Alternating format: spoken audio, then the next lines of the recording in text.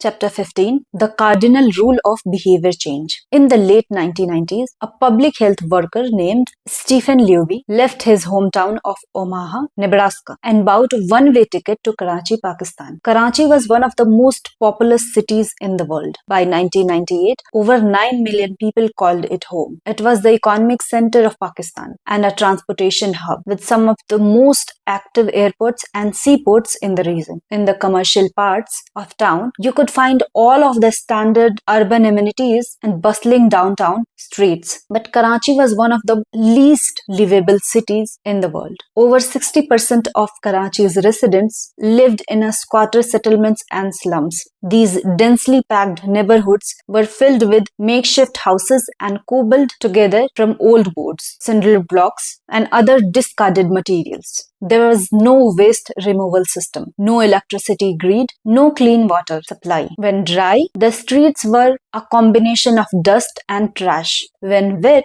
they became a muddy pit of sewage. Mosquito colonies thrived in pools of stagnant water, and children played among the garbage. The unsanitary conditions led to a widespread illness and disease. Contaminated water sources caused epidemics of diarrhea, vomiting, and abdominal pain. Nearly 1/3 of children living there were malnourished. With so many people crammed into such a small space, viruses and bacterial infections spread rapidly. It was this public health crisis that had brought Stephen Levy to Pakistan. Levy and his team realized that in an environment with poor sanitation, the simple habit of washing your hands could make a real difference in the health of the residents. But they soon discovered that many people were already aware that hand washing was important. And yet, despite this knowledge, many residents were washing their hands in a haphazard fashion. Some people would just run their hands under the water quickly. Others would only wash one hand. Many would simply forget to wash their hands before preparing food. Everyone said hand washing was important, but few people made a habit out of it. The problem was not knowledge. The problem was consistency. That was when Levy and his team partnered with Procter & Gamble to supply the neighborhood with Safeguard soap. Compared to your standard bar of soap, using Safeguard was a more enjoyable experience. In Pakistan, Safeguard was a premium soap. Levy told me the study participants commonly mentioned how much they liked it. The soap foamed easily and people were able to lather their hands with suds. It smelled great. Instantly, hand washing became slightly more pleasurable. I see the goal of hand washing promotion not as a behavior change but as habit adoption. Levy said it is a lot easier for people to adopt a product that provides a strong positive sensory signal. For example, the mint taste toothpaste than it is to adopt a habit that does not provide pleasurable sensory feedback, like flossing one's teeth. The marketing team at Procter & Gamble talked about trying to create a positive hand washing experience. Within months, the researchers saw a rapid shift in the health of children in the neighborhood. The rate of diarrhea fell by 52%, pneumonia by 48%, and impetigo, a bacterial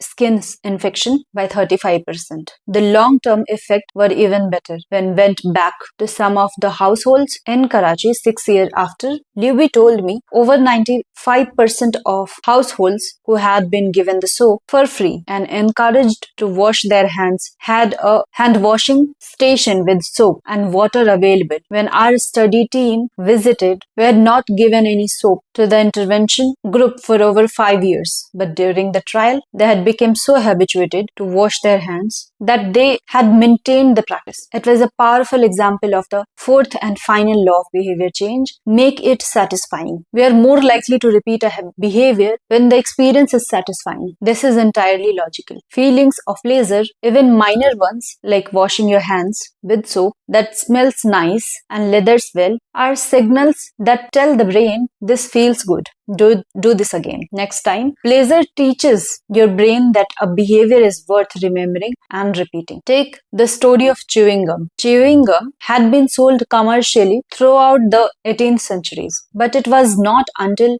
Wrigley launched in 1891 that it became a worldwide habit. Early versions were made from relatively bland resins, chewy but not tasty. Wrigley revolutionized the industry by adding flavors like spearmint and juicy fruits, which made the product flavorful and fun to use. Then they went a step further and began pushing chewing gum as a pathway to clean mouth. Advertisement told readers to refresh your taste. Tasty flavors and the feeling of fresh mouth provided little bits of immediate reinforcement and made the product satisfying to use. Consumption skyrocketed and Wrigley became the largest chewing gum company in the world. Toothpaste had a similar trajectory. Manufacturers enjoyed great success when they added flavor like spearmint, peppermint, and cinnamon to their products. These flavors don't improve the effectiveness of toothpaste. They simply create a clean mouth feel that make the experience of brushing your teeth more pleasurable. My wife actually stopped using Sensodyne because she didn't like the aftertaste. She switched to a brand with a stronger mint flavor, which proved to be more satisfying. Conversely, if an experience is not satisfying, we have little reason to repeat it. In my research, I came across the story of a woman who had a narcissistic relative who drove her nuts. In an attempt to spend less time with this egomaniac, she acted as dull and as boring as possible whenever he was around. Within a few encounters, he started avoiding because he found her so uninteresting. Stories like this are evidence of the cardinal rule of behavior change. What is rewarded is repeated. What is punished is avoided. You learn what to do in the future based on what you were rewarded for doing or punished for doing in the past. Positive emotions cultivate habits. Negative emotions destroy them. The first three laws of behavior change: make it obvious, make it attractive, and make it easy, increase the odds that a behavior will perform this time. The fourth law of behavior change, make it satisfying, increases the odds that a behavior will repeated next time. It completes the loop, the habit loop. But there is a trick. We are not looking for just any type of satisfaction. We are looking for immediate satisfaction. The mismatch between immediate and delayed rewards. Imagine you are an animal roaming the plains of Africa, a giraffe or an elephant or a lion, or any given day. On any given day, most of your decisions have an immediate impact. You're always thinking about what to eat or where to sleep or how to avoid a predator. You're constantly focused on the present or the very near future. You live in what scientists call an immediate return environment because your actions instantly deliver clear and immediate outcomes. Now switch back to your human self. In modern society, many of the choices you make today will not benefit you immediately. If you do a good job at work, you'll get a paycheck in a few weeks. If you exercise today, perhaps you won't be overweight next year. If you save money now, maybe you'll have enough for retirement decades from now. You live in what scientists call a delayed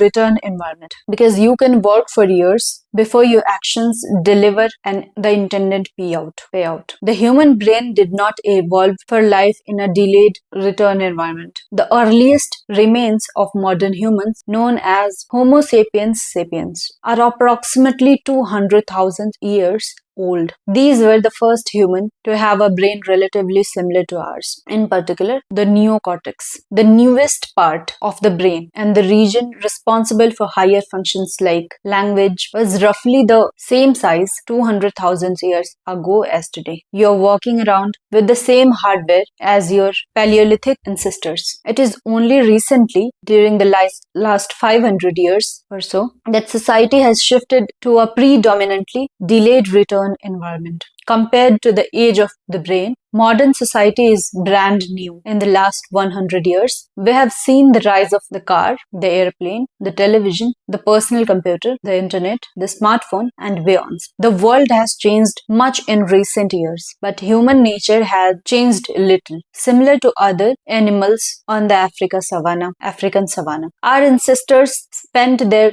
days responding to grave threats, securing the next meal, and taking shelters from a storm. It made sense to place a high value on instant gratification. The distant future was less of a concern, and after thousands of generations in an immediate return environment, our brains evolved to prefer quick payoffs to long-term ones. Behavioral economists refer to this tendency as time inconsistency. This is the way your brain evaluates rewards inconsistent across time. You value the present more than the future. Usually, this tendency serves us as well. A reward that is certain right now is typically worth more than one that is merely possible in the future. But occasionally, our bias towards instant gratification causes problems. Why would someone smoke if they know it increases the risk of lung cancer? Why would someone overeat when they know it increases their risk of obesity? Why would someone have unsafe sex if they know it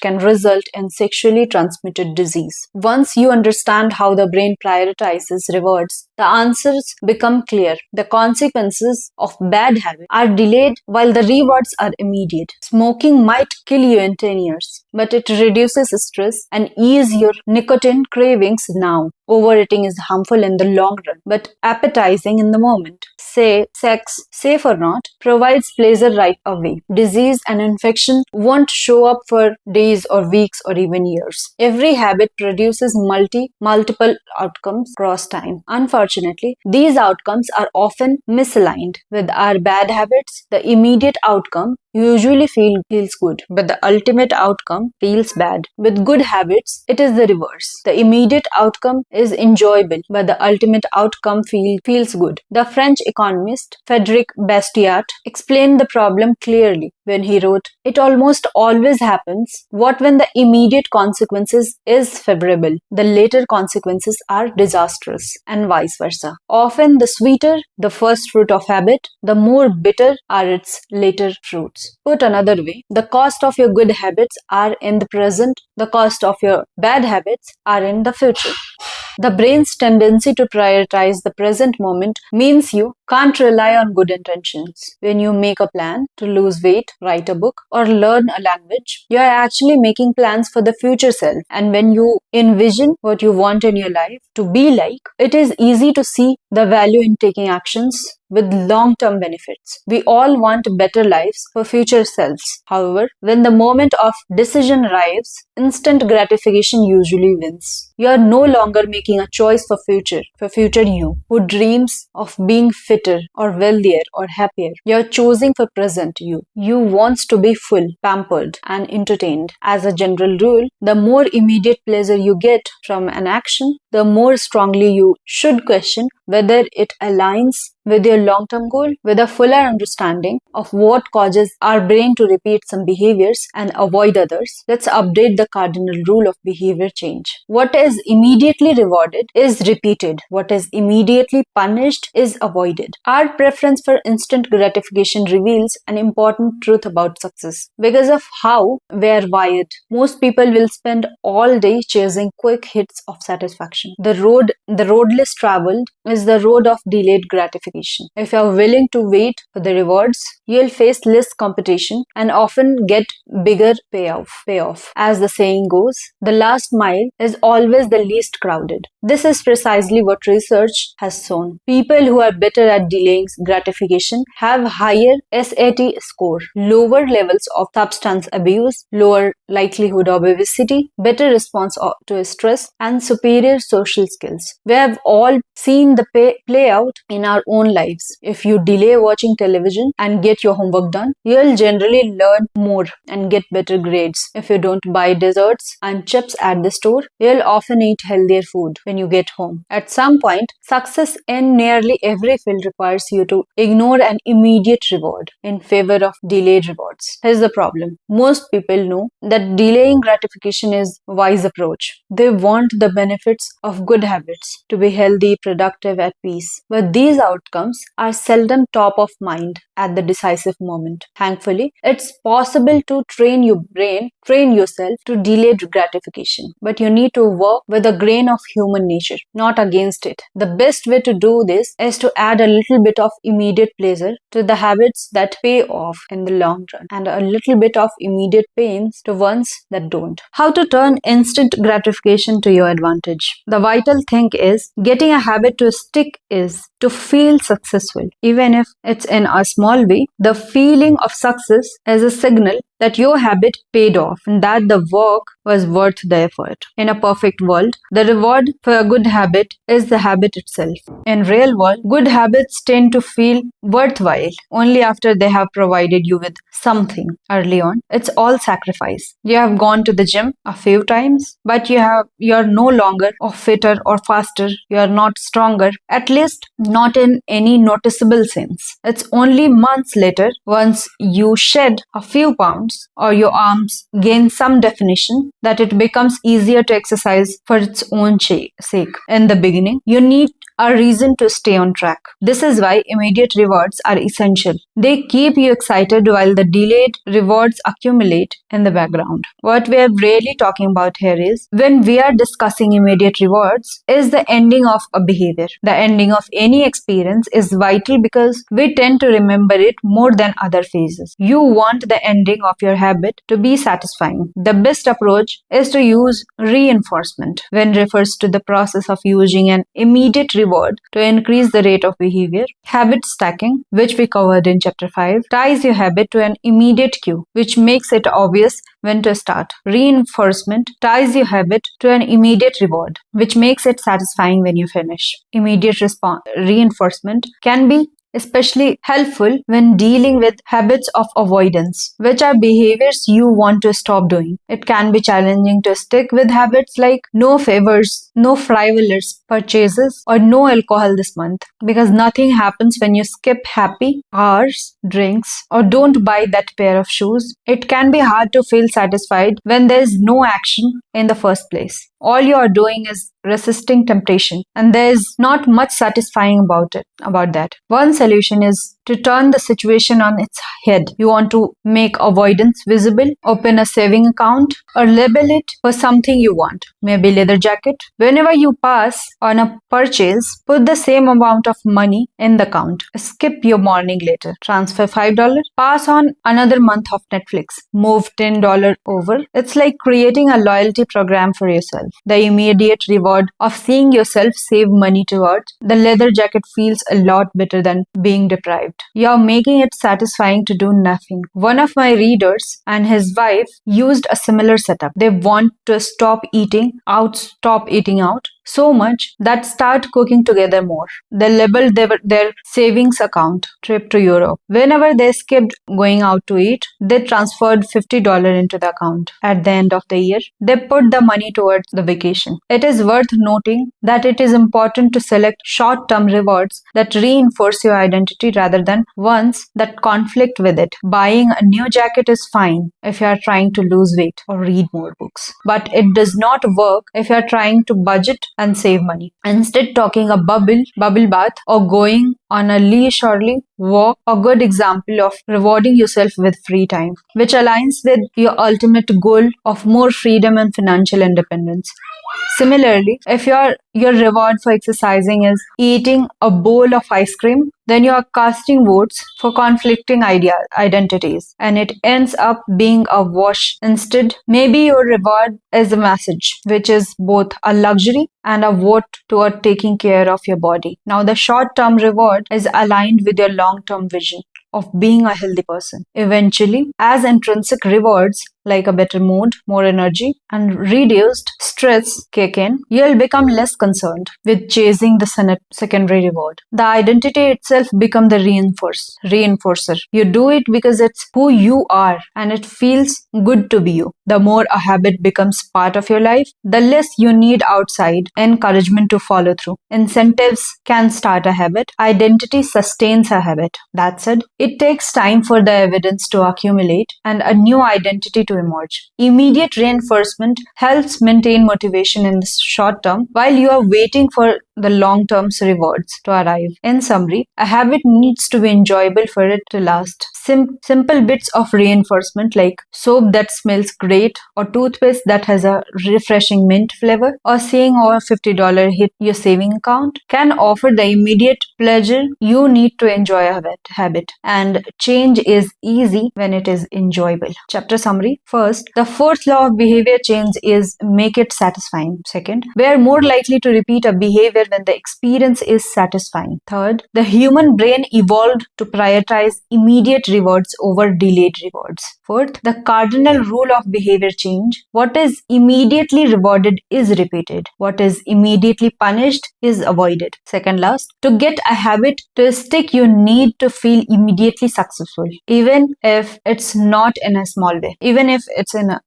And the last, the first three law of behavior change, make it obvious, make it attractive, and make it easy, increases the odds that a behavior will perform this time. The fourth law of behavior change, make it satisfying, increases the odds that a behavior will be repeated next time. Chapter 16 is how to stick with good habits every day. We'll listen it in the next episode.